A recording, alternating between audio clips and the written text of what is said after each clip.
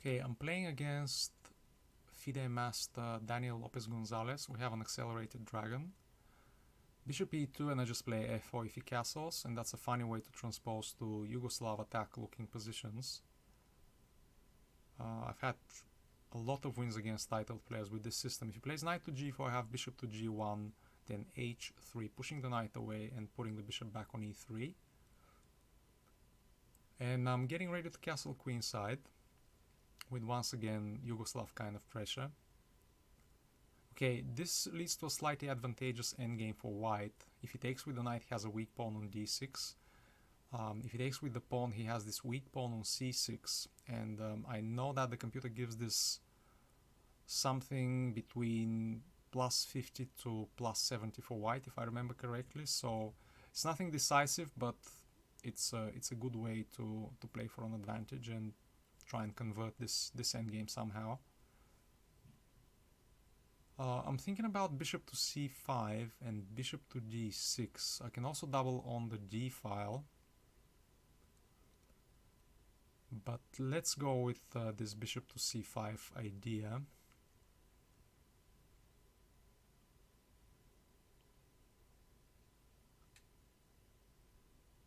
And see what he goes for. Yeah, now this makes bishop to d6 even a better idea. And now it all depends on where he's gonna play the rook.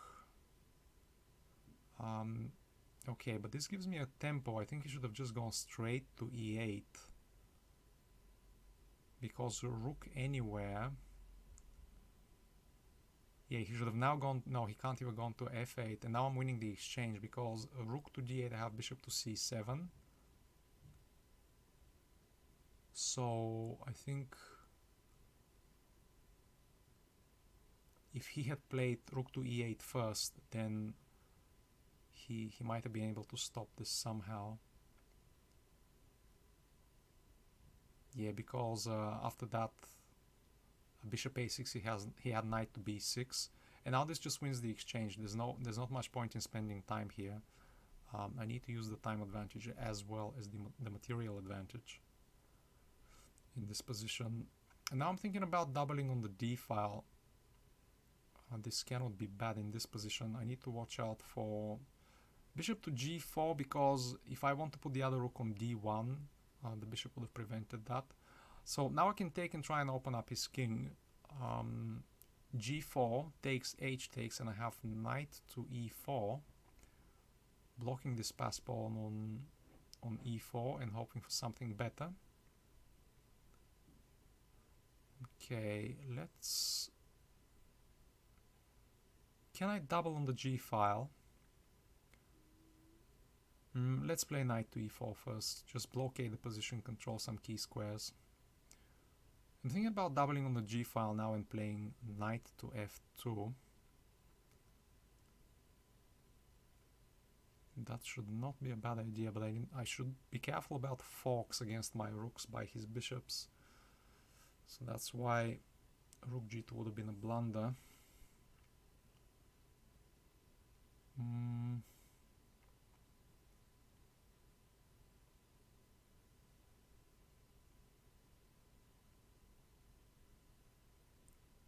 Let's try this. Okay, but he probably has bishop to e3 now, which is not the end of the world, but that's not ideal because I'm allowing the exchange of this knight, which was controlling some very good squares, and it was blockading the pawn on e5 as it was controlling the e4 square. So I haven't played this in the best possible way, I think. Okay.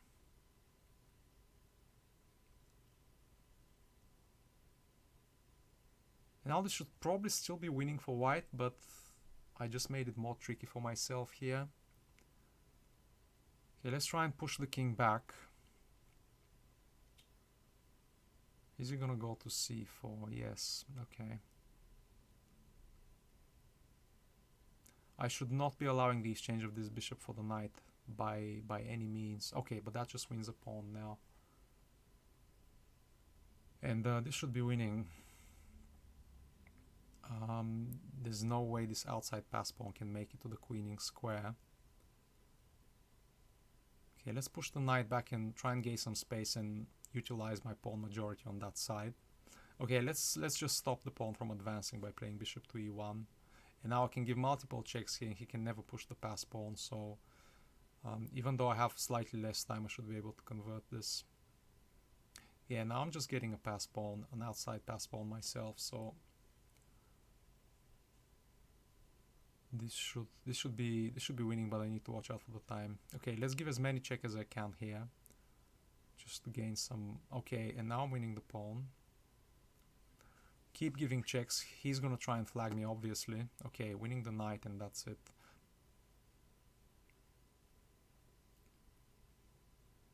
Okay, I need to stop trying to win this. I just need to move the rook and just win on time here. There's no point in losing on time in this position. It's winning anyway, so let's see what I could have done better here. My conversion was far from perfect. That much is clear. But I appreciate his attempt to flag me. I have absolutely no problem with this. I know people complain about it all the time. It's part of the game, so if someone wants to try and flag me, that's fine. The thing here is that if I had tried to probably queen the a pawn, I would have lost. So I had to resort to moving the rook one square each time, because that is the least time-consuming option. So a piece of advice: whenever someone's trying to flag you or you're trying to counter flag someone, always move a piece that moves one square. For example, the best piece to use when trying to flag someone is either the king or the queen, because they can move in all directions. So for example, if you, let's say, misclick and try and play the bishop here, it's not going to move and you're going to waste time. But if you do that with a king or a queen, which can move in all directions, you're not going to lose any time. The thing with endgames is that you rarely actually have a queen, so therefore always look for the king to be making moves with. So let's have a look and see what happened from the start. Okay.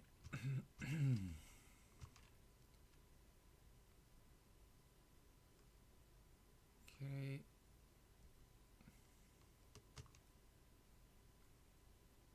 Okay, e5 is the incorrect move here. Computer recommends knight takes d4, bishop d4, after which the position is equal, but the surprise factor with this system is always so high that very extremely few people actually know how to play against it. So that is what I do against the accelerated dragon. If you want to know how to play the system, you can subscribe to the channel. I'll be doing a video on the system very soon, and stay tuned for more when it comes to that. But as for the actual game, as I thought, this is an advantageous endgame for white, plus 0.59, which is not too bad. And now, as I said in the game, the plan was to try and attack this weakness on c6 by whatever means possible. And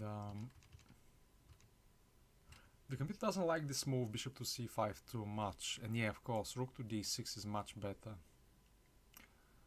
because black has to defend this pawn, and defending it with rook c8 makes most sense, but then I have some really heavy pressure against his position. If he tries to defend it with, let's say, bishop to d7, yeah, this is just close to losing after rook to f1, because now I'm threatening simply to win two pieces for the rook. And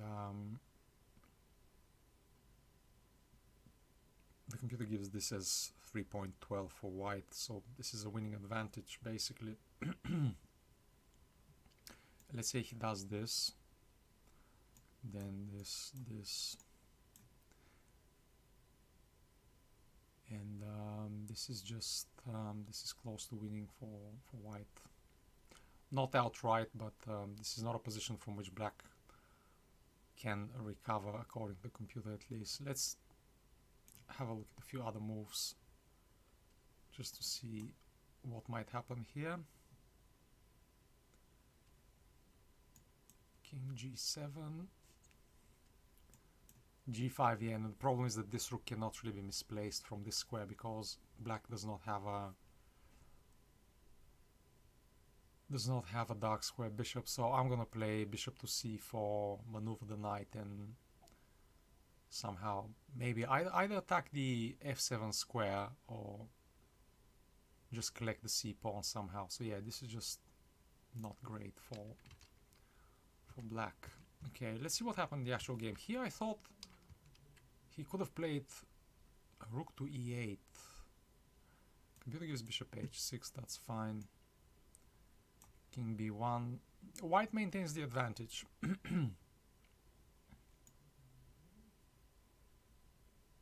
Rook b7, what a strange move. But that's fine, I suppose, because if I play this, he probably has rook to b6 and he's fine here. So bishop h6 is fine, but I think here, is this not more a normal move? Yeah, this is, at least this does not lose the exchange. White's advantage is the same, but at least this does not lose the exchange for black. So, and after this is not looking good for black. Now let's see if what I chose, okay, let's see first of all if g4 is the correct move here. I'm gonna give king b1. Yeah, this is not the best move. I guess king b1 just consolidating, preventing black from playing bishop to h6 with a tempo.